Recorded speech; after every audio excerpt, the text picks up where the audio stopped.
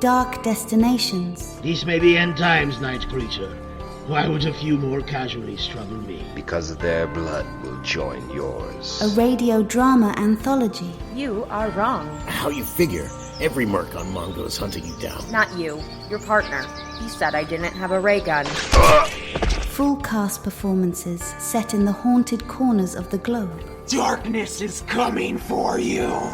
That's the fear that haunts me. Sleep! Ah! Dark Destinations by Father Malone at weirdingwaymedia.com.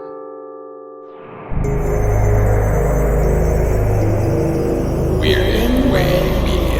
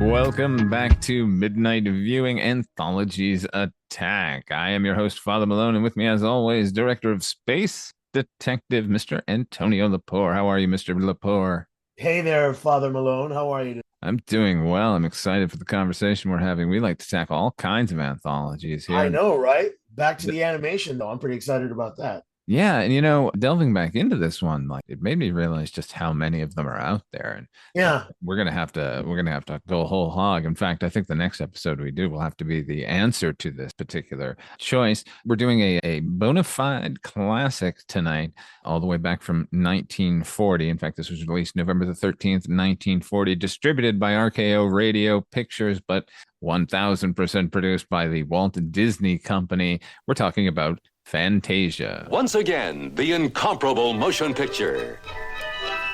Walt Disney's Fantasia. More fantastically exciting, more magically in tune with today than ever before.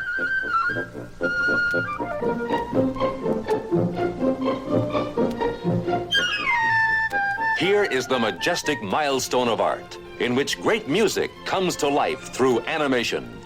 Beethoven, Stravinsky, Tchaikovsky, and others, interpreted by thousands of Disney craftsmen.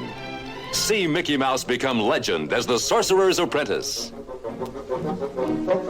And Leopold Stokowski conducting the Philadelphia Orchestra. See great music happen. Walt Disney's timeless achievement, Fantasia.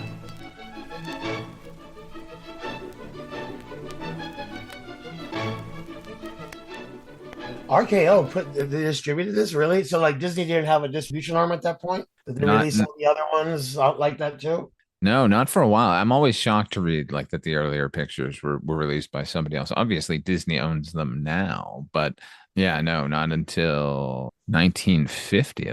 So basically, Disney started out pretty much Pixar did. Its own independent little studio animation production house that had distribution from a big Hollywood studio. But immediately got into live action as soon as yeah. So in the 50s, as soon as they started putting up those live action movies. Well, in the 40s, it was the experimental period with like Song of the South and like live action animated hybrids that sort of genuinely eased them into the full on live action things that we got, like with Treasure Island in 1950, I think. They did, what was it like? It was Song of the South, which I think I saw as a kid, like at summer camp on a video. And it's just, if I remember correctly, it's just as bad as it. And I actually watched that about a year ago. Oh, really? And it's outrageous, yeah. Look, it's no doubt racist. But what I did come away with is it felt as if it were the film's heart was in the right place, if that makes sense. It doesn't seem like it was some piece of film that needs to be hidden away because it had this agenda of like anti-black kind of sentiment. It's not a Birth of a Nation. No, but it's a celebration of a time and place that is iffy at best in American history, so is therefore immediately suspect. But, it's some of the movies are really good, Yeah, that's interesting. I remember the cartoon character more than Uncle Remus. I remember Brer Rabbit, and I also remember the Tar Baby stuff and all that other crap. Yeah, I didn't say it's free of sin. I just said I don't think it was intending to further a racist agenda. That's all. Less mean racist and more unintentional. Hey, it's the 1940s and we all think. Yeah, the kind of casual racism, which tends to, in my mind, be the worst kind of racism. So I should be condemning it harder. But, as a piece of entertainment, it doesn't seem to have a mean intent. I remember we watched a little of Birth of a Nation in a film class at school. Man, that was horrendous. That one's real bad. Yeah. Right? Wow. But I know in the movie we're going to talk about now, Fantasia, there's one or two things they cut out since its original release. I know that. I know one of the nymphs. Is it one of the nymphs, or was she a centaur? A centaur? It was a little black girl, but it was with I'm trying to find a genteel way to describe her facial features, but in a classic kind of, with the big face, the lips and the whole thing looking like blackface. Yeah, and attending to the white centaur. And cleaning her feet. And I know. Yeah, what are you going to do? It's old and these guys didn't know what the fuck they were. But, you should still watch this stuff because it's history. You like learning, you're looking at this stuff and you're learning how our society's evolved in the last, century from going, back in the day when it would be more a malicious racism or that casual racism you're talking about, or just the blindness to the fact that other people in this country has evolved a lot. And that's interesting to see. And older Disney would just chop it out. And I do appreciate the fact that Disney's like, hey, look, we got a disclaimer. We know this stuff isn't great, but this part of our history, let's watch it and let's not erase it. And I think that for them is I wouldn't have expected that from them when I just would assume Disney would just cut it out and move on. Although they cut out Sunflower Girl in this, but for the most part, they kept the movie intact. Yeah, I for my rewatch of this, I actually watched it on the Disney Plus app. So did I. And yeah, because the disclaimer comes up at the beginning, and once they started doing that, there was a big furor over it, and they make you read it for 15 seconds, and it really sort of gently and even-handedly sort of explains, look, there's some shit in this movie. It's fucked up. We can learn from it. Let's not censor it. Like, it's effectively an anti-censorship card at the beginning, and people are bitching that it's, how dare you fucking warn me about this thing. Weird. Like, I think Disney gets this, like, a lot of, like, flack. I know there's a segment of the population, without getting political, but there's a segment of the population that really hates Disney doing this and doing that. I'm just like, okay, fine, but I don't ever remember Disney ever doing anything really malicious other than being a creepy corporation. Fine, all corporations are greedy bastards, but like for the most part, all I know, Disney's ever put out stuff that everybody can watch and enjoy. So I never understand that date. I'm just like, why? Like, my mom can watch Disney. My little 7-year-old nephew can watch Disney. I don't get it. I don't know. I'll tell you the problem with the Disney Corporation. They fostered this notion that lemmings like to jump off of cliffs. And that is just simply not true. Like they had heard that rumor, but then found that lemmings didn't actually do that, but then actually forced a bunch of lemmings off of a cliff filming it, and then cemented that notion forever. Okay, this is one of their less problematic movies, I guess, even though there are some parts of it to this day that make you cringe a little bit, make you wince a little. But the genesis of this movie starts about in 1936. I find this to be sort of baffling that by 1936, Walt Disney had decided that the popularity of Mickey Mouse had waned to the point that he needed to reinvigorate his image. Which is weird because Mickey Mouse is 8 years old at that point. Is it just 8? I know the company was founded in 23, but they hadn't necessarily landed on Mickey as the guy at that point, right? Yes, Steamboat Willie is 1928. There was some Oswald shorts, but So that's like saying, something that popped up that's like saying John Wick we got to reinvigorate John Wick. Well, if you notice how quickly they rebooted Spider-Man from Tobey Maguire to Andrew Garfield to Tom Holland. I think part of that's a rights issue, though. I think Yeah, like we need to hold on to this with both fucking hands. Make it right now.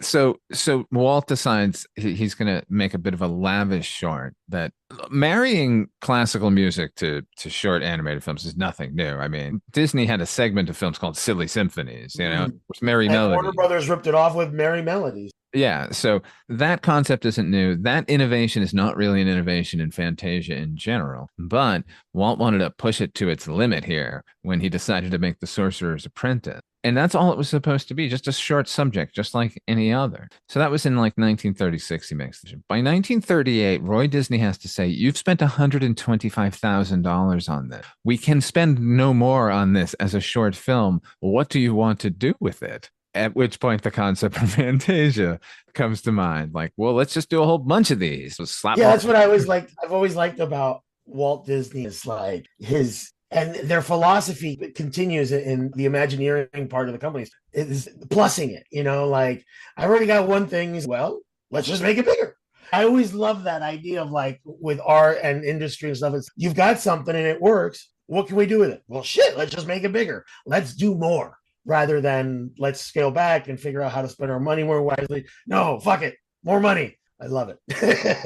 It does seem like the question is always, well, what could be better right here? Well, okay, well, I guess we're going to have to do it that way. What more can we do? Yeah, and what I liked about that young Disney, his willingness to spend everything he's got on his company on technological advancement in storytelling, and an advancement of cinema. Like he really, no, fuck it. We're going to take this huge financial risk so we can experiment. And who does that?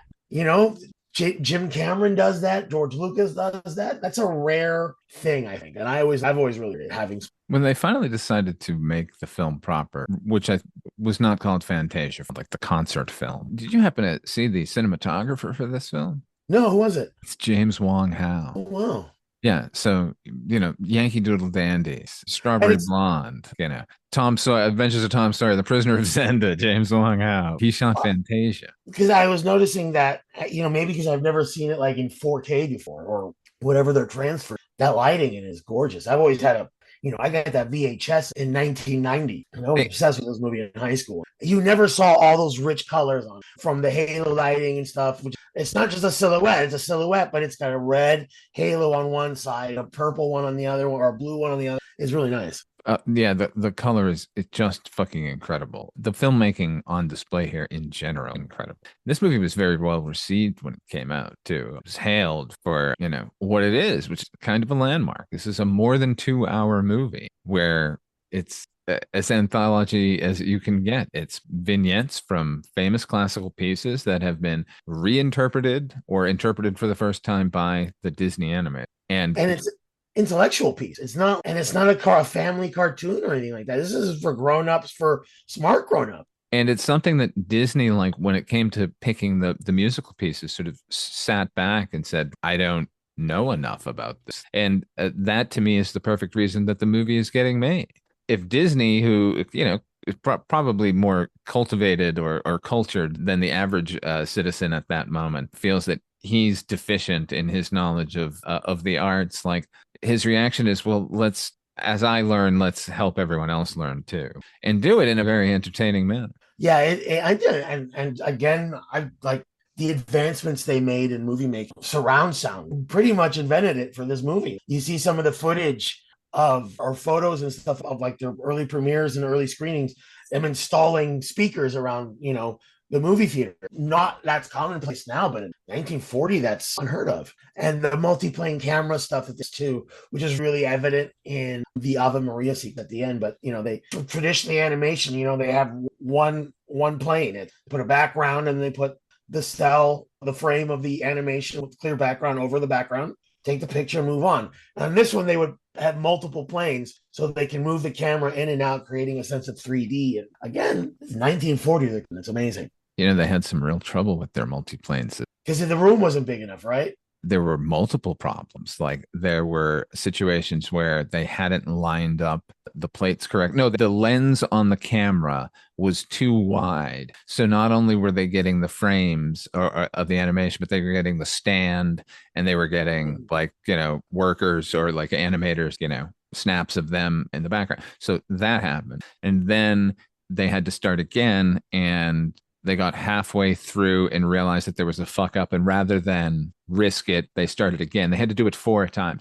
Basically, the sequence in question was finished the day before the premiere. Crazy. That's insane. I mean, you hear people do shit like that nowadays every now and then. Oh, I finished cutting the movie 3 days ever, but it's 1940. They got to go print this. They got to go print it. They got to cut it in, and they got to watch it. It's not fucked up. So in order to in order to even choose the segments of music to go here, Disney, on a chance meeting with Leopold Stokowski, he is the conductor for the Philadelphia Philharmonic Orchestra, very renowned guy who evidently he pioneered the art of conducting without the baton. He only used his hands. When Bugs Bunny, when they're making fun of Leopold in that one cartoon, like that's the same guy. That's Leopold Stokowski, because Bugs Bunny adopts that same conducting style without the baton. Yes. Oh, it's Leopold. Leopold. Which is all I could think during this. Every time they cut to the live action thing, Leopold was the Bugs Bunny thing. So Stokowski initially is hired just to provide the music for the Sorcerer's Apprentice before this expands into Fantasia, and originally agreed to not be paid for his work on Sorcerer's Apprentice. He just thought it was neat to be able to do an arrangement of that and get it out to the masses. Nevertheless, they paid him like $5,000. They ended up paying like $18,000 when they hired him for Fantasia. By the way, I mentioned that the Sorcerer's Apprentice, that the budget had spiraled out to $125,000, and then they were like, now we need to make a feature. $125,000 in 1938 is the equivalent of $2.7 million. Walt was never stingy when it came to no, Walt's not cheap. Walt was not cheap, man. Spare no expense. But again, it always worked for him. So Stokowski and some of the animators, they come up with, and Disney's there, obvious. This isn't done in a vacuum. He had his 2 cents in it. They settle on a number of pieces. Toccata and Fugue in D minor by Bach. Nutcracker Suite by Tchaikovsky. Sorcerer's Apprentice, obvious. The Rite of Spring by Stravinsky. There's an intermission, like a jazz intermission, but then they did the Pastoral Symphony by Beethoven, Dance of the Hours by Ponchielli. And then to finish us off, it's Night on Bald Mountain by Mussorgsky and Ave Maria by Schubert. And they're all very happy with those choices. They had a bunch of ones on deck, I guess. In fact, Clair de Lune was until the last minute was going to be a segment, and then that got cut, I think, for time. But that's where we are. That's where we begin this movie. And as I mentioned, it's live action and animation combined. This is where they kind of start with trying to combine them. And okay, so we not only get Stokowski as the conductor, who is the real kind of linking device, but he's not really the linking device, because they have a film critic and composer in his own right named Deems Taylor. Deems is the actual narrator. First of all, great name, Deems. Okay, and he's got a pleasant enough voice, and you can see why they chose him. I think he was not their first choice. There was a scheduling error with their first voice. I'm not sure we needed him at all. You don't need him at all. Even as a kid, every time he was on screen, I was like, ugh, with this guy. Hello, I'm Deems Taylor, and shut up.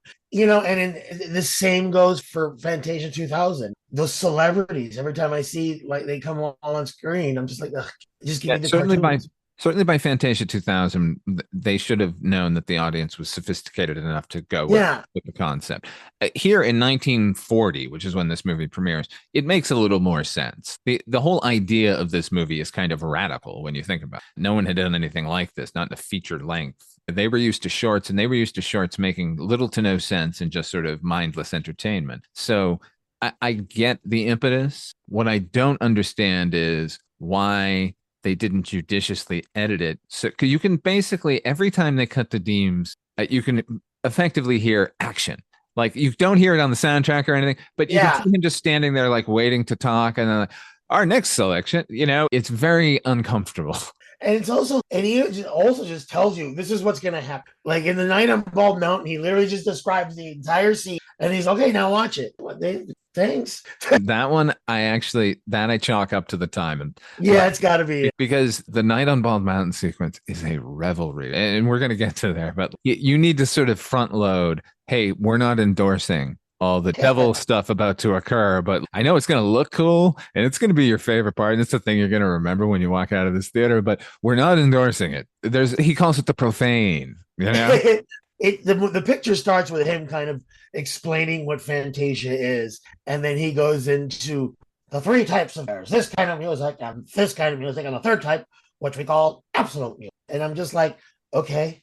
Well, here's the thing that I enjoyed that because you like that part too. Yeah. Yeah. There are levels of music, and there are music, obviously composed to tell you a story, and you can hear the story occurring. And then there's music of this other variety. And then finally, the sort of just lean back and, float away in a reverie kind of music, and I like that the film is sort of staged, at least with the toccata and fugue piece, which, by the way, huge fucking misstep in not using that in a better sequence in this movie. It's my favorite piece of all time, and this is a beautiful orchestral version. This isn't the usual sort of organ version, with the proper version. They're showing off the orchestra here, and what they're doing is that it's the most impressionistic sequence in the entire film, where notes are just being represented by color blotches and out of focus things, and there's a lot of interplay between the silhouettes of the orchestra here and the animated kind of imaginings of what the music might look like for them in the mind of the casual classical listener. Now, had this piece of music been associated with the Phantom of the Opera already? By 1931 is when it actually gained popularity, because it appeared in Dr. Jekyll and Mr. Hyde as the accompaniment to that silent film. Oh, wow. So that was the first sort of sinister association with it in popular media. Okay, so that's 1931. That, I think, is close enough and isolated enough that maybe some of the Disney guys had seen that movie and heard the accompaniment, and like smatterings of people throughout the United States. But certainly it wasn't like it showed up on the internet and now suddenly the Grumach is associated with Wednesday. Right. You know what I mean? The piece was already out there and had already been interpreted in dozens of different ways. And the thing is, the sinister parts of toccata and fugue in D minor are always at the end of every movement, where it always ends on a rather ominous note. But the actual bits of verses of music, they're actually quite lyrical and lovely. So that's shown off here more than I've ever seen it done before. I do like how the live action kind of like seamlessly becomes the animation, though. I thought that's really elegant. It makes you wish we just stayed in the animation. I know I'm complaining from a late 20th century, early 21st. No, but I mean, the live action introduction, I think, is acceptable, and I think it works. And you're right there. I'm just anxious for the animation because I've seen this, but the transitions, because of the silhouette, it really just transforms rather nice. Have you seen this film in a theater? I did. Yeah, was it the 1990 re-release? Yeah, something like that. I'm pretty sure I did. Yeah, that's when I saw 2000 in IMAX. Right. When 2000 came out. In the old IMAX theater at the Luxor. Ah. So it was really, it was like your distance to the screen was really short. And so it was really kind of a vertical seating. So you had to kind of look down to see the bottom of this the loud. But a true IMAX. Like IMAX, now they just throw the largest screen they can possibly find and they go, that's an IMAX. Like, well, not really. No. I shouldn't be able to see the edges. Yeah. We used to have the Omni at Caesar's Palace, which was a dome, and the screen filled the entire dome, and you were like in these inclined seats, and you kind of looked up. It was really spectacular. I guess the Sphere is the closest. What they have now is the closest. That old IMAX theater. Yeah. When the camera moved, you felt the motion. There was a very similar one in Boston. I grew up in Boston. At the Museum of Science, the Mugar Omnimax theater. There was an Omni theater. There was an Omnimax theater. So it's exactly what you're saying. It was a dome. Yeah. So there was nowhere you could look there wasn't a film playing. It was fucking amazing. It was so cool. And nothing, but they never had features or anything. All they had was documentaries. The only like narrative piece they was like a movie, Shirley MacLaine, I think I saw, but it was like a short. It wasn't even a full feature. Yeah, 'Cause Boston had a few Boston themed shorts where, Yeah. the history of the city, so you get to see the pilgrims and stuff, but like everywhere you look, pilgrim. All right. So that, the Takata sequence here it's fine. It's, it, Yeah.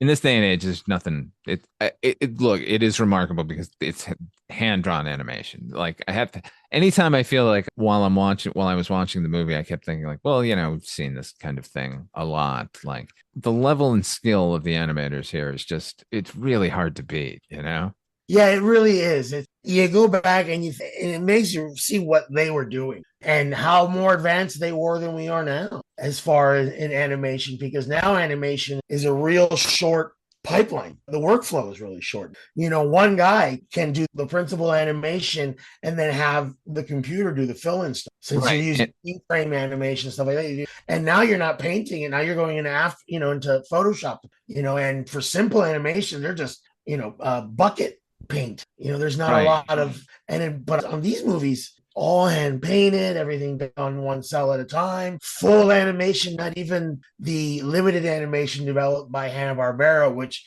pretty much became all after that a Disney or DreamWorks. Those by the time Hanna-Barbera, I think it's 4-1. Right, 4 cells for every 1 second of film, as opposed to 24 frames per second. Prior to that, I think in the 50s, like even the major studios were doing 2-1 by then. But here, this is definitely 1-1. Yeah, this is 24 drawing. This is 24 painted cells, and every single one of them is gorgeous. What you were saying earlier about the silhouettes and the sort of hard lines that end up on the characters as lighting details, it's really remarkable and atmospheric. Particularly, we'll talk about it when we get to Night on Bald Mountain. That's where it's the absolute most evident. But before we get there, we got to spend some time with Deems again, who is leading us into the Nutcracker Suite. Now, the Nutcracker Suite sequence, we've got some problems in this sequence. Sure. It's some problematicness. Yeah. The Asian influence, I guess, in there is, with the little mushroom people. But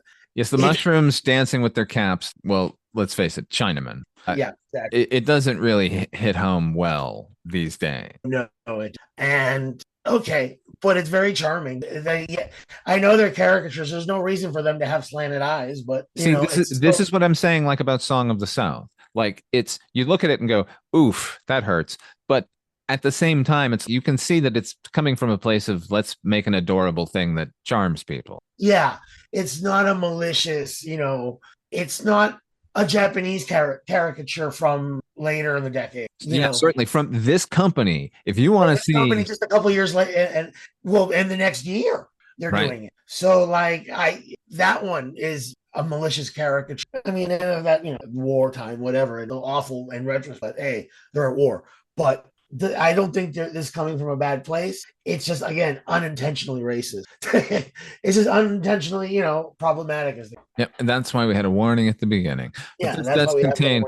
The Russian dance sequence here is so fantastic, using thistle, which just so naturally look like Russian dancers anyway. And thistles, of course, the official flower of Scotland. I love that goddamn flower. So I was charmed watching those flowers fucking dance. All of the segments here, all of the different ones. They do the Sugar Plum Fairy and the Chinese dance. It is called the Chinese dance, unfortunately. The Arabian dance with the goldfish. Mm-hmm. Here, again, using different...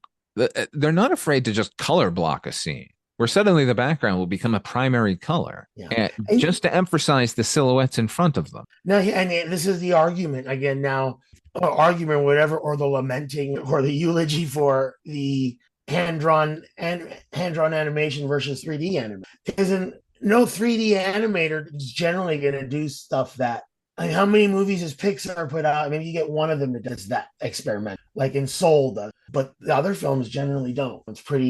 Everything is pretty tactile. Tactile feeling is real. And the way that the little flower becomes the fish and all that, you're not going to see that generally. And that's not taking away from 3D. 3D animation is wonderful, but so is 2D animation. It's gorgeous, man. You still like seeing paintings, right? These are paintings. Like, what's wrong with wanting to see a movie? And I miss the animated feature, the 2D animated feature. And it's heartbreak that the only place that gives you that with that level of care and artistry, That's it. It's the only place you're getting it. Other countries might pull stuff out like that. But what was the last great 2D animated film in America? Iron Giant. Yeah, that's a really good. Yeah. Brad Bird. All of his Pixar stuff, but that's 3D. But yeah, but even that movie is a mixture of the. Yeah, because a lot of the animation is heavy. The heavy lifting is done by 3D, and that happened all through. That started in Beauty and the Beast. They started incorporating the 3D element. That brings us to the centerpiece, literally the centerpiece here. Although originally they intended to end wisely, they put it here in the middle. This is the Sorcerer's Apprentice. Yeah, the movie needs it at this point.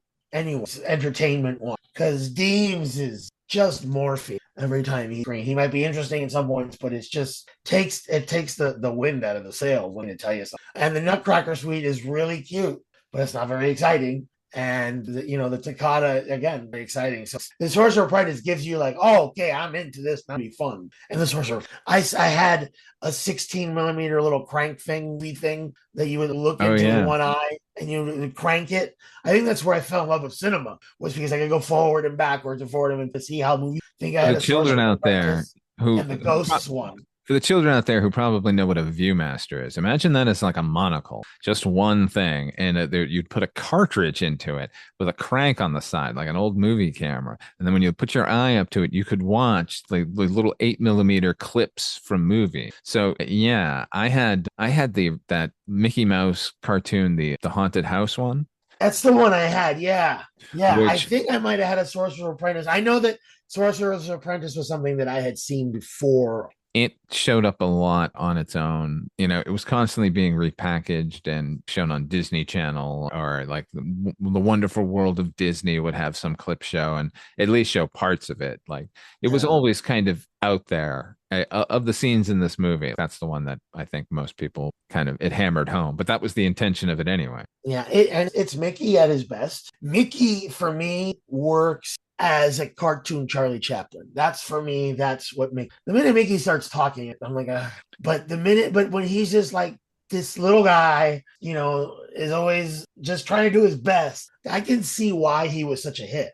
And this is big budget, you know what I mean? This is now Mickey in a feature film, the big time. And look, this is his first time with eyeballs. Oh, geez. I think they'd already read that. You had to redesigned them, because I prefer the little wire Mickey. I love that little, but that one had to go away. I'm sorry, Antonio. Yeah. I agree with you on a lot of this, but wireframe, Steamboat, not even Steamboat. Well, I know you're talking about that sort of proto rat. Yeah, I love that. It's just so cool. But there's my favorite Mickey was the Through the Looking. So they're doing trippy at Disney at this point. Like there's somebody going to the opium den or got a little bit of the marijuana, because there's some trippy stuff going on in Disney at the time. So seeing the stuff in Fantasia shouldn't be that surprising, because that Through the Looking Glass cartoon is a trip, man. I love that.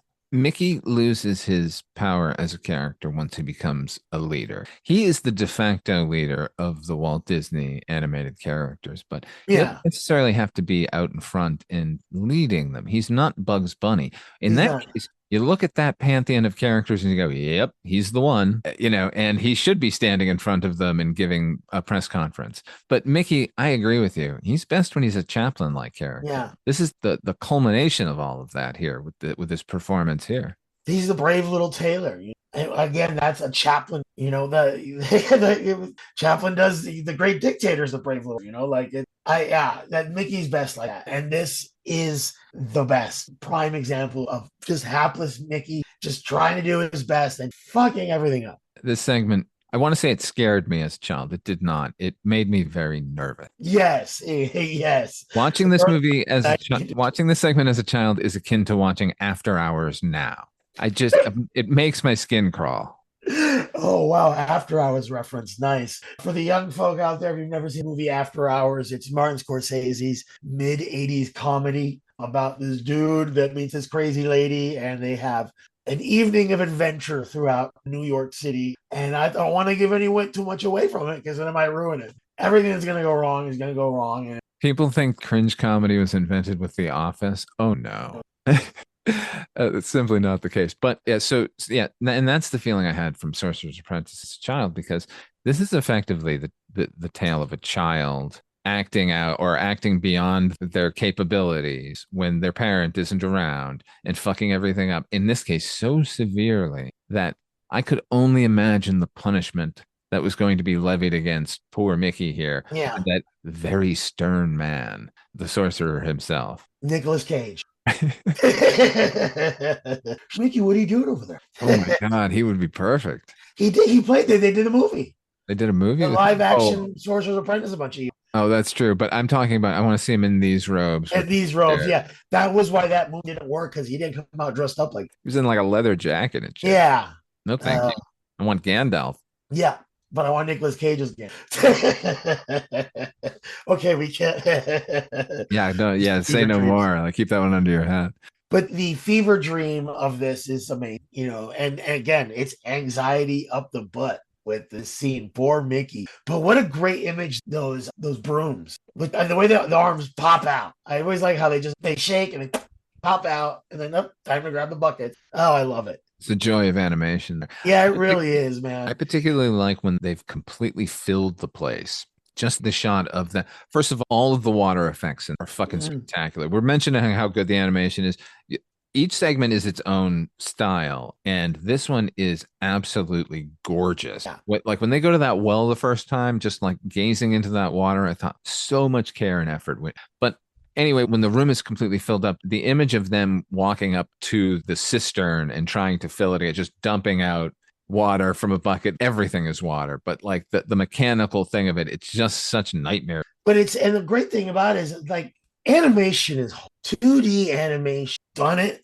I suck at it. It's really difficult. There's a 2D animated bit in Space Detective that I did 4 frames, and I love it at the same time. So I'm like, look at that. I drew Batman. But the level of artistry here, again, I'm like, kissing people's asses, but animation's tough. It's 24 frames a second. And to get it like water, fluid, and then timed to music. So everything is perfectly timed to music. So you've got to figure out how to draw those 24 frames and have it do the thing you needed to do on the music cue. And it's not just animating dialogue. It's having little brooms hit music cues over and over again. The level of animation and editing, it's really on display. And the sort of impressionistic background stuff that I mentioned in the previous segment, the Nutcracker. Once the brooms start taking over, we're getting these splashes of yellows and other things behind them as it becomes more and more of a nightmare. All that I love, but also now Mickey lets it get out of hand because he falls asleep and had a dream. But it could also be interpreted that at that moment Mickey is astral projecting and it's nowhere near, because he does leave his body. It's just to imply that he's now fallen asleep and he's in dreamland. But given all the magic on hand, that's what I took away from it this time. He was so busy being out of body at that moment that he didn't realize that the spell was working. Just Mickey, that image of Mickey is just so cool, and just commanding the water, and just the way the animation goes, and the way when it exaggerates on him, and it's just really. It's really sublime. It's one of the best pieces of animation. What's funny is up until the moment where he's on the rock and conducting the wave, I thought, God, the animation and the music don't really sync up here all of that well. And then once that started happening, I went, oh, we were just waiting for this. Gotcha. Yes, it's all part of the storytelling. It's amazing. I've always really admired, and it's not my favorite. Nor mine, but I'm never sad when it comes on. You know what I mean? No. It's never a fast forwarding mode. No, like the next one, it takes its the Rite of Spring. It's gorgeous, and you know what? In 1940, no one had ever seen. Yeah, as a child, Dinosaurs. Yeah. Good God. Well, we had Harryhausen and stuff doing the stop motion stuff, but we didn't have anything looking as elegant. No, it doesn't. But to get to the dinosaurs, it takes. It does. But that's all right. I think I just have an ADHD problem. This is definitely a nice palate cleanser after madness of Mickey Mouse and the Sorcerer's Apprentice. And here's where Deems Taylor is most welcome in my mind. His description of what you're about to see is effectively laying out the theory of evolution. Yeah. In a Disney cartoon going, and not an A. Here's a theory. You know what? I'm not even looking at that right. You're absolutely 100% correct. Take back everything you said. 1940. Yeah, wow. Here's what happened. There were a bunch of cells. It was divided, and then a bunch of stuff happened. And then it was teeming with sea life. And then one of those brave fish decided, I'm gonna Go up on land. You'll notice he stops talking there. He was supposed to continue with the further adventures of evolution, leading to, monkeys eventually standing upright, but that had to get cut because they were worried. I mean, obviously, Yeah. like, I'm shocked they got as far as they got. Right. Yeah, because I just imagine how that's still an issue now. Like that people still don't believe it. And I'm like, there's all this evidence in the world showing you this is how it happens. Yeah, and I know everything bears scrutiny. That's the great thing about science is it scrutinizes itself constantly. And once you get the same result over and over again, you go, well, that's a fact. Yeah, it's just I don't get it. And I love that. I love that the film and the company were as forward thinking as they were then. Yeah, absolutely. Like, here's what's happening, folks. And it's snuck in, or maybe not even snuck in. I think it's just here's where we're at as a society. We can all handle this. Yeah, he was pretty straightforward too in describing it. This movie doesn't shy away from religion or spirituality in any way. Just look to the end of this movie. Like originally, they were going to end this movie this way with the Sorcerer's Apprentice and the wild effects of magic and its usefulness. And instead, we get the fucking Ave Maria. So I think a little goes a long way there. But I don't know. It knocked me out rewatching the movie that we get a very brief evolution history that then is followed immediately up by a gorgeous visualization of it, starting with those tiny one-celled organisms, Yeah, and then of course the piece of resistance. Those dinosaurs. Once the dinosaurs show up, and all right, I'm into this because they're gorgeous and the animation's great. Oh, there's always a bigger fish. And Qui-Gon, I just love the casual circle of life that you watch. Yeah, what's that? Casual cruelty on display. The casual cruelty on display there, but it's so beautifully animated, and just seeing because they're dinosaurs, so these. And no one has done dinosaurs to this extent. There's been some stop motions, and some animated stuff, but they really kind of go to town on it. And these animators are figuring out how these. I think there was a Coco the Clown short. Right, yeah. Like pencil drawing or pen drawing, with Brontosaurus. The Brontosaurus, that's right. And then, what you saw in King Kong. Again, like the 3D, but and yes, we believe it, but it's still stop motion. We've certainly never seen it done as fluidly as what we're getting here, as well painted, as well realized. But they're beautiful looking dinosaurs. Interesting now how science kind of shown us that dinosaurs were birds and they might have feathers, and so I'd be curious to see what they would do, what anime come up with now based on where we're at right now in science. Yeah. And this takes us to the intermission. Oh, which is funny because the intermission is the first time you see the title. Right. Yeah, we get a title card here. Yeah, how avant-garde is that? That's really, I hadn't even thought of that. Yeah, I just thought of it as an intermission card, but really it's the title card for the film. It's a title card. Yeah. Huh. Wow, take that, Coen Brothers. I thought the Raising Arizona title card reveal was something that's like, what, 12 minutes or something? Yeah.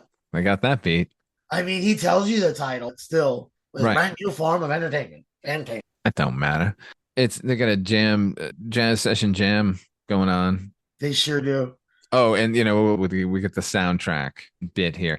Can I tell you? So I know I talk a lot about this, but I was a projectionist at a theater in Santa Monica, and when I was learning to become a projectionist, we had platter systems. This was 35 millimeter, so we had a platter system where the full print would sit on it. It would play out to the projector, then rewind back onto the platter. Now, when it goes through the projector, it's caught gets locked into a lot of different gears, but the main bit is the gate that sort of holds it in front of the aperture where the light shines through, and there's a shutter that times the amount of light going through. Anyway, so the aperture where it's basically a rectangle cut into metal that allows the amount of light through to shine on the screen.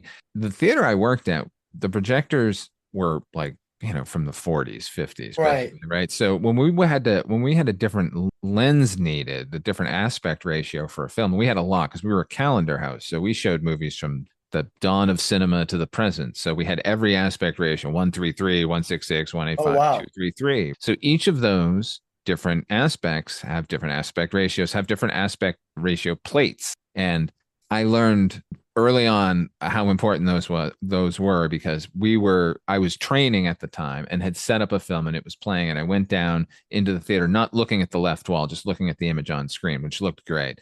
turned to my mentor, a guy named Chris Avani, and said, like, what do you think? And he was like, man, the sound systems these days are so good. You can fucking see the sound. And then sort of pivoted me to look at the wall where you could see the soundtrack just Oh man, I never forgot to play it after that. Yeah, okay. So anyway, this leads us to it takes us to ancient Greece. Yes. Weird to pick a bacchanal for a kids movie, but here we're gonna go with the past. Well, hey, they picked the bacchanal for the Paris Olympics and everybody lost their shit. So I don't know how far they got in the animation process, but originally Disney, the family-friendly company, had nude centaurs. Like those were bare-breasted women running around, and immediately ran into some sort of censorship, which is why now we have the drawn over, like, flowers. Flowers hanging there, some piece of fabric that just seems to adhere to one bit of space hovering over the female centaur. And this is, of course, the sequence where we had our black centaurs waiting on the white centaur. There's a lot I don't like about this. It also has what feels like that grade school version of Greek mythology that we were all sort of fed, with all of the edges sort of sanded off of it. Here Bacchus is just sort of like W.C. Fields. Actually, he's a toned down version of W.C. Fields. He's like a vaudeville guy. Yeah. You imagine like Keenan Wynn or Ed Wynn doing the voice, it's like, I'm Bacchus, like that.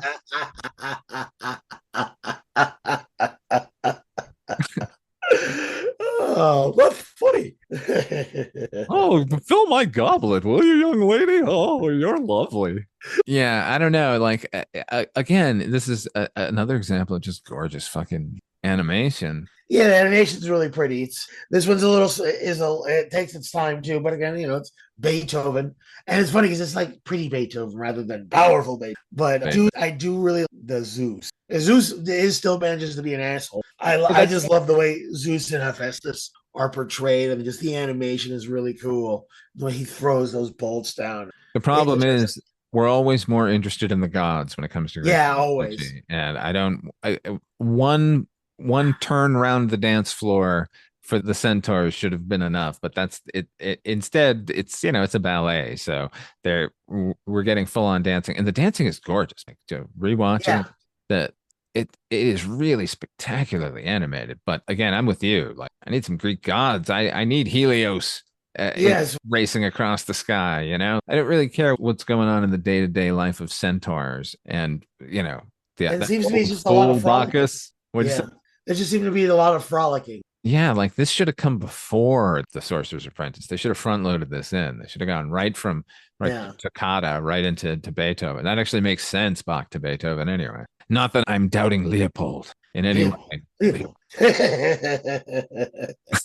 Oh, Bugs Bunny. Okay. I don't really have any more notes on the pastoral. Yeah, I really don't either. It bores me. However, here we go. Dance of the Hours does not. Dance of the Hours. Now, this segment showed up a lot. As a kid, I had the Disney Channel. Yeah, so did I. Yeah, and it seemed Disney had an entire, I forget the name of the show, but they had basically music video. Right? DTV. That's what it was. So they would take random clips from all of the catalog of movies and shorts and recontextualize them and cut them together to try and make a little story for whatever popular song was, on the tops and the radio at that moment. I remember them using this clip a lot. Yeah, they did. Strung out over multiple videos. So I think I find myself more familiar with this sequence of animation than any of the others. You can't beat the dancing hippos, man, and the horny crocodile. I mean, it's them at their absolute silliest too, which is great. Horny too. Yeah. Again, Disney doesn't get to be horny very much. This movie is pretty horny because the Pastoral Symphonies got the naked centaur girls and everybody's trying to get laid in it, and the alligator. They're getting away with something here because those alligators are like, they can just sort of make the excuse, well, they're trying to eat them. Yes. They're not interested. Not that way, at least. The name of the alligator is Ben Alligator. Oof. I don't know about that, but I'm sure Elephantine, the elephant troop. Yeah. Oh, the hippos, do they have? Oh, Madame Yupanova and the ostriches. Cavalcade of zoo animals here, all the funniest. It's delightful. They kind of mirror the sequence in the 2000 with the flamingos, because the flamingos is amazing. That one, like, the celebrities kill that Fantasia 2000, but the sequences in it are all pretty good.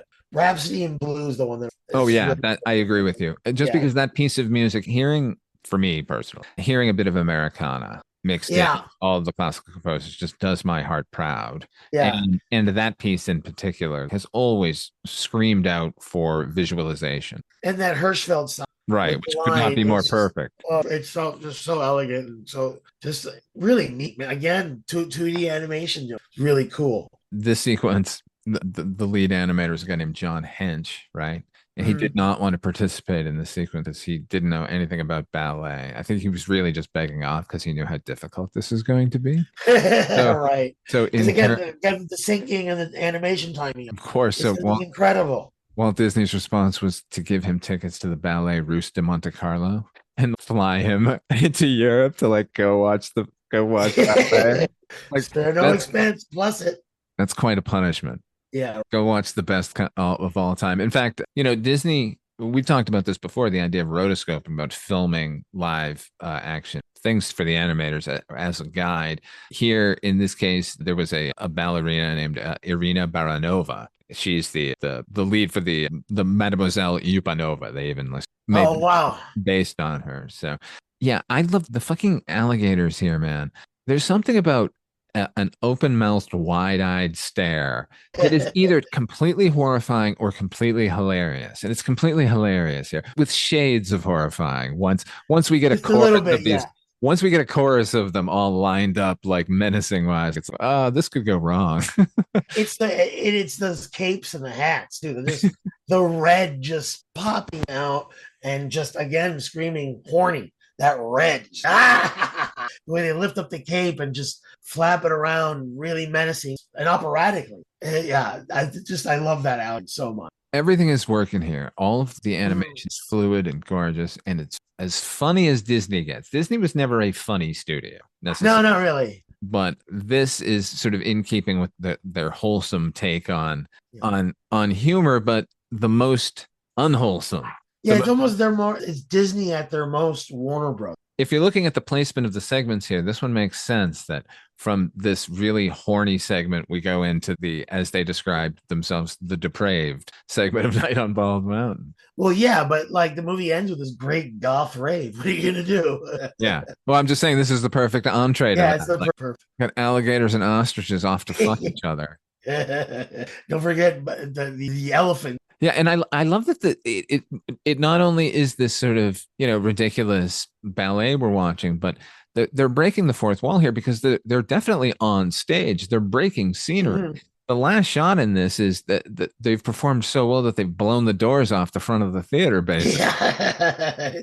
And this probably played really well. It's a really accessible scene. I think it's universal. I think this probably had the audience in stitches. The 1940 audience is losing. Oh, I'm sure these alligators and these ostriches, these fucking hippos. Oh my God. No one, I don't think anyone was prepared for it. And it's great. And it's a great sort of denouement because we're right here at the climax. But I want to jump back to the flowers, the Rite of Spring. No, the Nutcracker Suite, because there's a wintry segment there, which to me was the best segment in it. I mentioned I love those thistle Russian dancers, but the actual sort of snowflake ice fairy ice dancing sequence. Oh yeah. The wings on the fairies that are dancing across the ice are clearly all hand drawn, and they are intricate and just spectacular. But that's followed up with this. It's almost a montage of all of these sprites parading past the camera, and they're all wearing snowflakes gowns, basically like a skirt,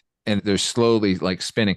And the snowflakes themselves are so geometric. I was like, I cannot believe the level of skill for these fucking animators. And in this one sequence, come to find out, the snowflakes themselves are all stop motion. They had filmed them and then animated the little sprites in between. That's not the case with their wings, that marvel that I was mentioning. But if you watch that sequence again, when you see those snowflakes slowly spinning past, that's stop motion. Oh, that makes sense. But No, go ahead. Well, no, it just reminds me of like the Fleischer studio. They did a couple Popeye cards with live action, and the cameras would be panning and everything. They must have done it either stop motion or just animated on the actual, or made the blow up the film back and make them when they do the animation. It's the problem with computer animation that it's not tenable at all. There's nothing tactile about it. There's no boundaries to break. When you've got to put a camera on a tripod and lock it down, get the lights perfect, and put this panel here, and then put another thing underneath it, and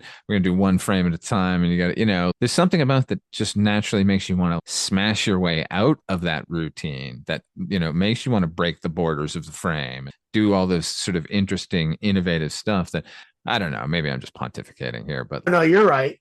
You don't see, like, at that time, all of those different animators at all the different companies were always thinking, for lack of a better phrase, outside the box, Yeah. It's like almost like that argument for shooting on film or shooting digital. Like I haven't shot since I was in school for 100 times. I've always shot since then, but there is something to be said about putting up that camera, loading the magazine, having to do the math to get the light, which was always my biggest weak thing. And, you have a finite amount of time. Yeah. To get it right. And, I saw that there was some Spielberg, like, GIF meme kind of thing going around where you're saying, like, digital is a perfect sort of photographic process, but, film was a magical chemical process. Like the grain, when you see in film, it's moving. Like even a still is moving because of the way that the chemicals all came together. Like there's constant motion. Whereas you're getting an absolute representation of life with the digital thing. You're getting some sort of artistic expression that's beyond even when you put it in a bath of chemical. Yeah, there's a certain let God sweat. You're depending on providence to get you. Yeah. Well, speaking of providence or lack thereof, here we go. It's everybody's favorite. Oh, God, yeah. It's Night on Bald Mountain. It's not only is it absolutely gorgeous, it's like the thing we were all waiting for, all of us little horror kids, just like. Yeah, and even me who wasn't a horror kid, this was still always what I was always waiting. I think I came across, first saw this sequence in probably a Disney Halloween special or something like that. That's okay. The Disney Halloween Treat is what that's what it is. Officially called. Disney's Halloween Treat. I remember that now. Oh my goodness, I haven't. So that played on Disney Channel a lot, but originally was, I think, like the Wild World of Disney or the Wonderful World of the Wild World of Disney. It's a whole other, it's like Ralph Bakshi's version. The Wonderful World of Disney on Sundays, and I had recorded that on VHS. That the Disney Halloween Treat. I've seen this segment a lot. Yeah. Because they don't have the full segment in it, like they cut around a lot. So seeing it again in its actual state is always a marvel. And my God, all the different styles of animation display, because we get full sort of the hand painted cells on display here. But we also get this chalk style that is just unbelievable. It isn't necessarily stop motion, but Ghost that they just move through. Yeah. They throw a filter on it. Like, my new favorite part of this whole thing is when Chernabog, that's that demon's name, everybody. When Chernabog first sort of starts menacing the town, the shadow of his hand stretches out, and we watch the shadow creep across the town. And it has a physical effect on the buildings. The buildings all sort of sway like they're magnetized toward Chernabog. Like they just very subtly creak in his direction before settling back. Like it was breathtaking. Huh. I noticed that today because it was the last building too, especially like it was a church or something. Really just you really get sucked into it. It's really nice. I like those staticky ghosts that are like distorted by a lens. The way they kind of float through the scene and just that Chernabog. Oh, he's a thing of beauty, and he's ripped, man. Cool. I had read that, like on the internet, that the Bela Lugosi had posed for it. He did. There is footage, or rather, I think stills of him from his session there. And you can see it in some of the facial expressions for Chernabog. You can see some Lugosi here. But it's my understanding that the head animator on that was unsatisfied with Lugosi's performance overall and just had his assistant take off his shirt, and they filmed him doing all the moves that you're seeing. That's great, man. Oh no, the director of the when the animator, but still that's kind of neat. The Bela Lugosi. Oh yeah. No, it adds another element of wonderful Chernabog mythos. Because there's some of those facial expressions, if you look at that, kind of look like Bella. Oh yeah, That 100%. mouth, his mouth. Mm-hmm. Yeah. When he's upset, Yeah. in particular, Yeah. and my God, like what a performance from Chernabog. You know, he goes through all the emotions. Yeah, he From does. delight to disdain. When I'm especially fond of the hand when he's picking up the little demons and dropping them in the fire, or he's building the little fire homunculi or whatever, and then he crushes them. And the animation on the hands is like, is it rotoscoped? Is it all just? I don't like. It's spectacular. Hands have always been my nemesis when I'm drawing. So just to see that kind of level, yeah, I just love the fact that how his wings, form the top of the mountain, form the peak. hands are a trouble for a lot of artists. Yeah, every artist. So, and honestly, it was this rewatch where I too noticed those hands. I think for the first time because my attention was always fixated on all those little demons. First of all, this is a Disney movie, and we get little naked fire women who then turn into little creatures, who then turn into even worse creatures before being smushed out. So, of course, I was focused on the action going on in the palm of one hand, never noticing the other hand floating above, and so gorgeous. Like not just the likeness of a taloned hand, but silhouetted both red and blue, and somehow that worked. Yeah, it really works. It's almost like paying almost like in a meta homage to Llapur, the way he conducts without baton, and he's all hands. And Chernabog is up there like a conductor conducting Symphony of the Damned. I noticed that every dead person is participating in this party. Every grave, a ghost comes out. There's a castle with a little pool beside it. Half a dozen ghosts come out of that water. Yeah, and one of them's on a horse. Right.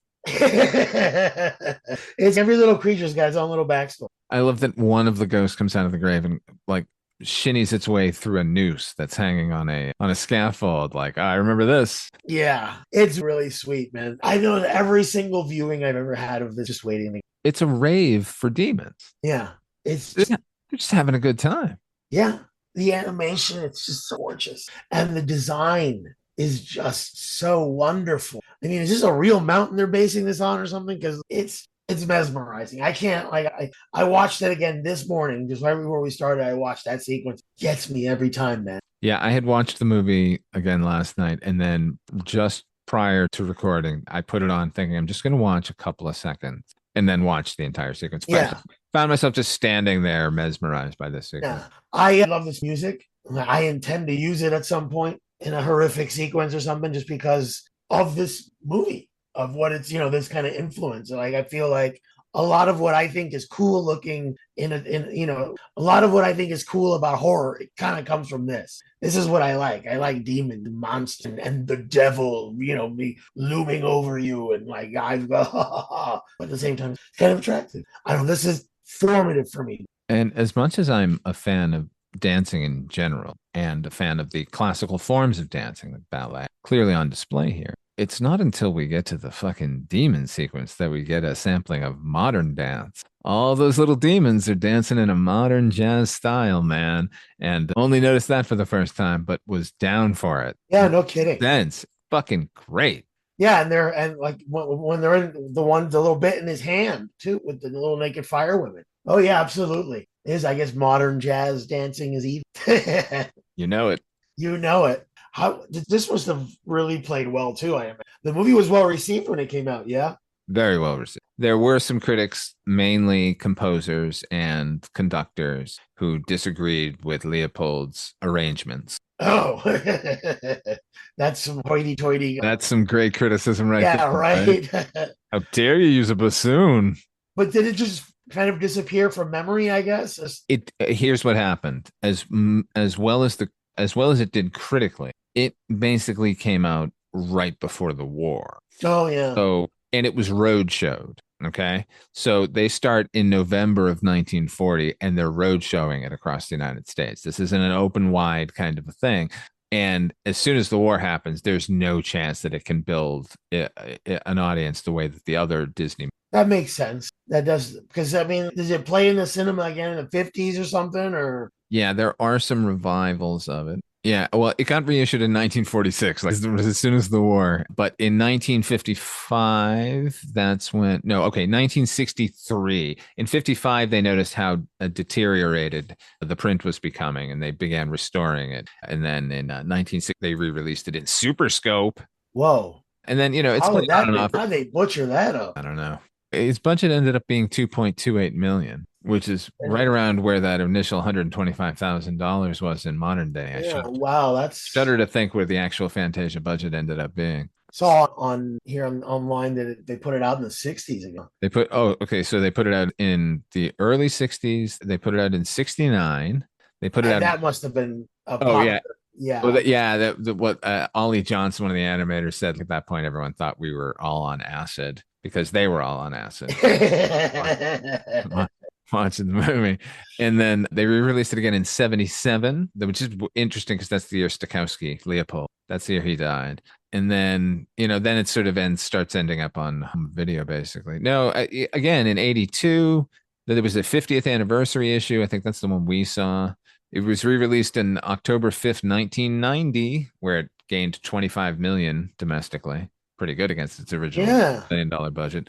And then it's been on home video ever since. Did it get on home? 1990. To commemorate the video release that they made $25 million on. Yeah, the initial videotape came out that year, but it was that shitty pan and scan nonsense. Ave Maria. It's kind of a drag. It's not the prettiest recording. No, and the visuals, it just feels like a Lenny Riefenstahl thing.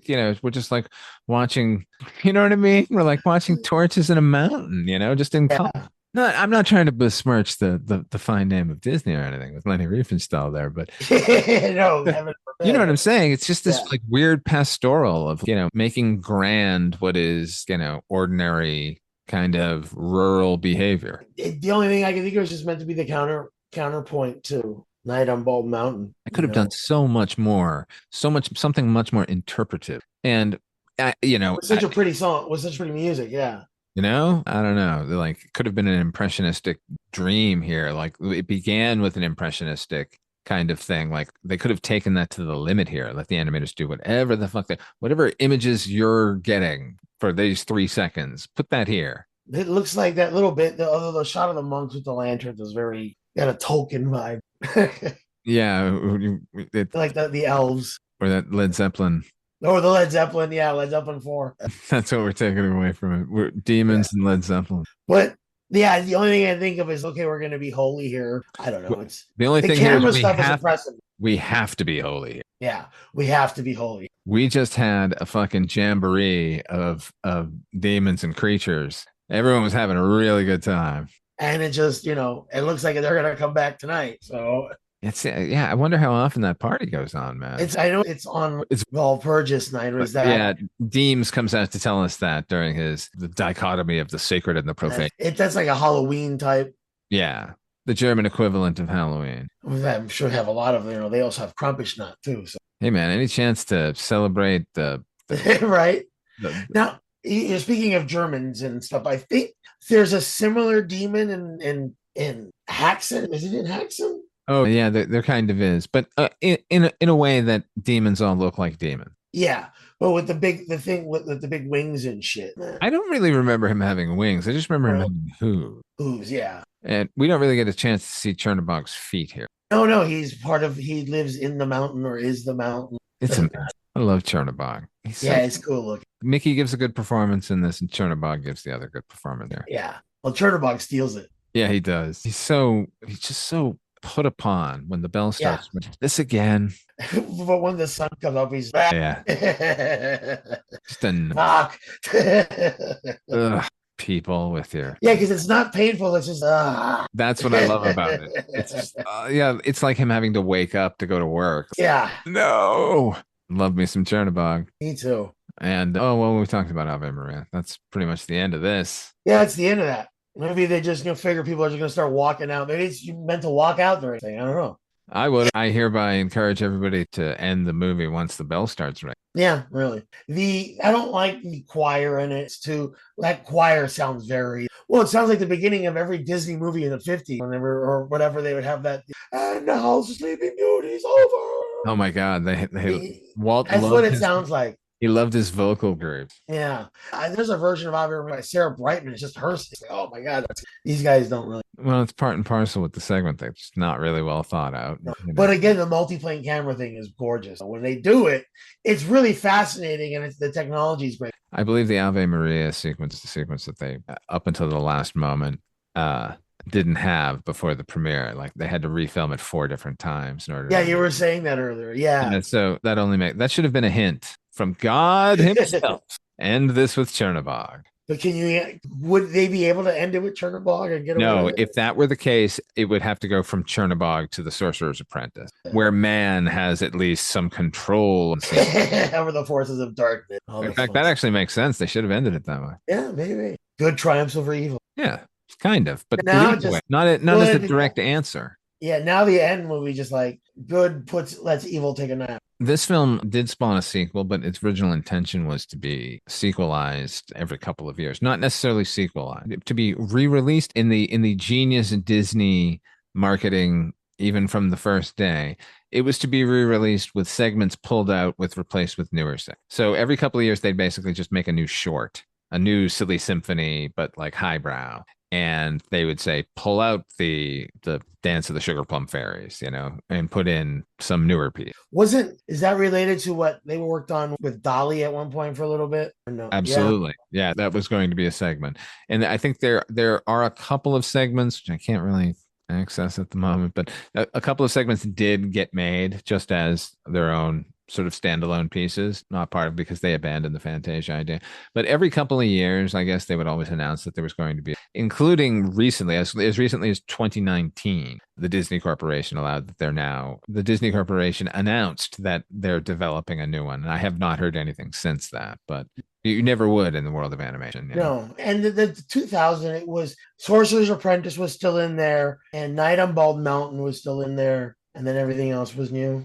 So a little closer to Walt's original idea, but really just cherry pick the best ones. Yeah, basically. If we're being honest.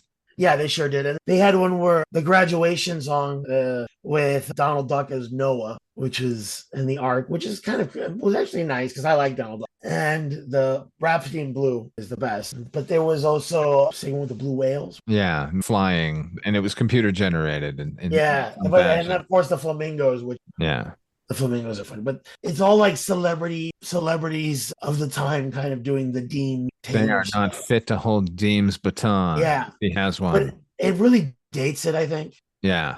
Because it's all the same celebrities that Disney was just dealing with at that time anyway. Yeah. Oh, here's Bette Midler and Penn and Teller. Here comes Steve Martin. Where can Whoopi Goldberg be? Yeah, exactly. Robin Williams, get in there. I think he was mad at the company at that point, actually. Yeah, that's right. Oh, no. What, Mickey only has 3 fingers so he doesn't have to sign a check. Then they end up giving him like a Picasso or something. Yeah. Oh, yeah, to lure him back. Yeah. But no, Fantasia is a really neat thing. I wish they did revisit it. Disney could stand to do with something a little avant-garde. They like to play it safe. Yeah, but like they have everything now. There's no reason. It's always great when you let a bunch of creative people just do what the fuck they want. And I know that it's such a lockdown world, the world of anime these days. That, everyone's following the formula, whatever formula that they've decided is the one for them. But it's good to let them cut loose every once in a while and give us something fucking bananas. Yeah, it's just the cost. I don't know.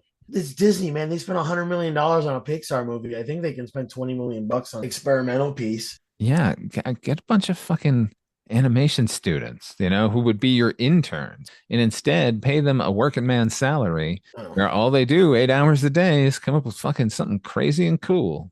I feel like 2D animation has kind of died down.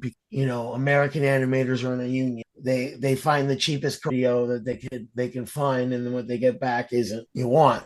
That's not saying Asian animators are bad. That's just saying that when you're buying essentially Kmart brand anime, it's an animation house and to get it out quick, not get it out And Disney ought to be encouraging the next generation of 2D. I mean, they don't need to help 3D. That's what everyone's going to school for. Yeah. Not necessarily come work for them, just because that's where everyone's going. So somebody needs to be fostering the old hand-drawn gorgeousness. And it's weird because, one of the dream grad schools I wanted to go to was a school. I dropped out of school at some point, and then I went back and got my degree after COVID. But when I was there the first time, I wanted to go to CalArts, and that's the Disney. So the school downtown and the fund and everything. And that's where, all those great animators and directors for Tim Burton came. Brad Bird was out of there. Brad Bird was at it. My professor, the late great Professor Menendez, Francisco Menendez from UNLV, he was there. I guess the 70s or 80s. I think Gennady Tarkovsky came out of Yeah,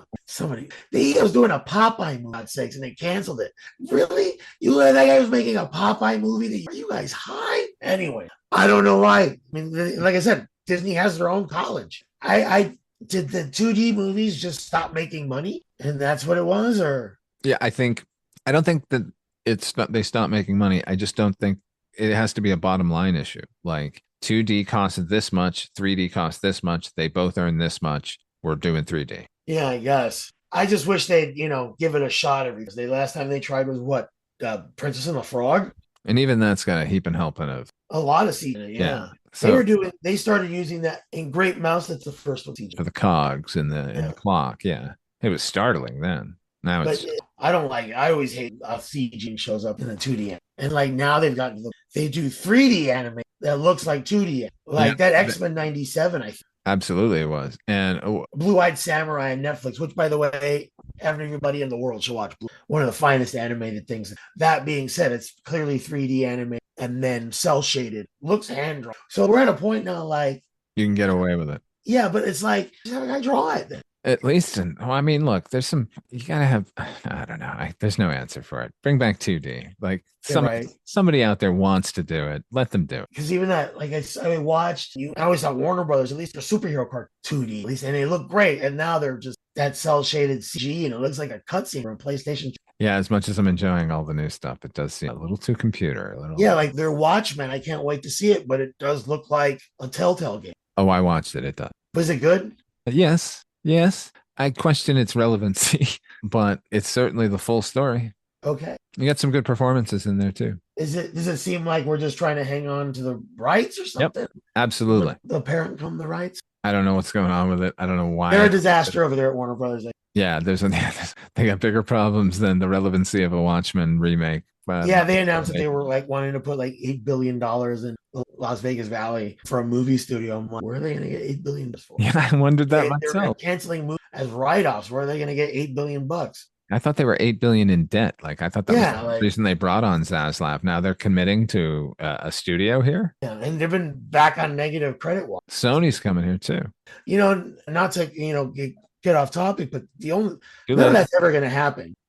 Because unless the legislature like changes the tax credit for filming here, it's not going to happen. And they gave half of that away when Elon Musk showed up at Tesla. So I don't think we're ever going to get the money back. And you have to have $1 million budget in order to even qualify for it. It's really complicated. It's basically what it boils down to. If you're going to shoot the Nevada desert, it's better to do it in But these are studios they're talking about. This isn't a single production. This is but that would apply to it. Everything they made would still fall under that tax credit. So everything they would make would be cheaper. Right. I keep hearing there are plans for the studio and that studio and that studio all to come here, but it's all contingent upon the legislature.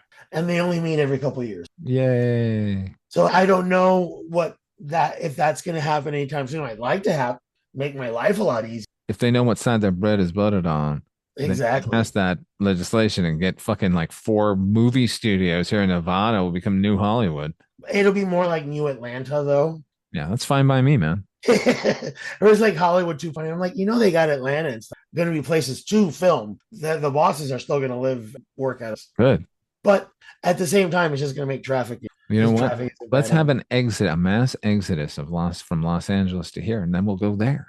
Oh, yeah, really beachfront. Yeah, man, the studios are still there. Yeah. Man, this is a good talk, though. I appreciate the going deep dive into the history of cinema with an old picture like this that's been around forever and has influenced generations of cartoon makers and filmmakers. I think basically it's helped introduce a lot of people to classical music. All my education for classical music as a kid came from anime, came from this, and came from Warner Brothers. Back when creatives were attempting to expand your mind while making giggle like an idiot. Yeah, basically now they just want to get you to giggle like an idiot, which I don't get it, because if stuff was really well done and expanding your mind, people would tune in more. I don't like the eternal conundrum, such as Fantasia. Right. Those are the thoughts that kept me out of the really good. Fantasia actually naturally leads us into what's going to be our next topic. We're going to be looking at an Italian film from 1977 called Allegro non troppo. It is a one-for-one parody of Fantasia. It is spectacular. Can't wait. But until then, it's Italian. Oh my God. I can't. Oh my God. Yes, you're going to dig it. But until then, Antonio, where can people find you if they're looking for you? You can check out my work at swampmediagroup.com and watch my movie Space Detective, spacedetectivemovie.com. As for me, you're here on Weeder and Way Media, where all of the stuff that I do, but keep tuning into Midnight Viewing. We're a twice-a-week show, Mondays and Fridays.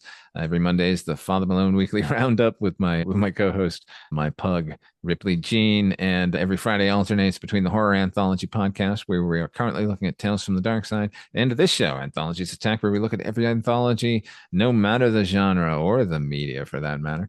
Our theme song here is done by HP, and if you want to subscribe to us, that would be great, or give us 5 stars over on the Apple Podcast. That actually helps out a great deal. And if you have a little money in your pocket and feel like sharing that with us, go to patreon.com/Father Malone. Until next time, try to enjoy the daylight. Buenas noches. Buenas noches. Well, yeah, I don't know. I just keep saying try to enjoy. I'll come up with a fucking permanent thing at some point, folks.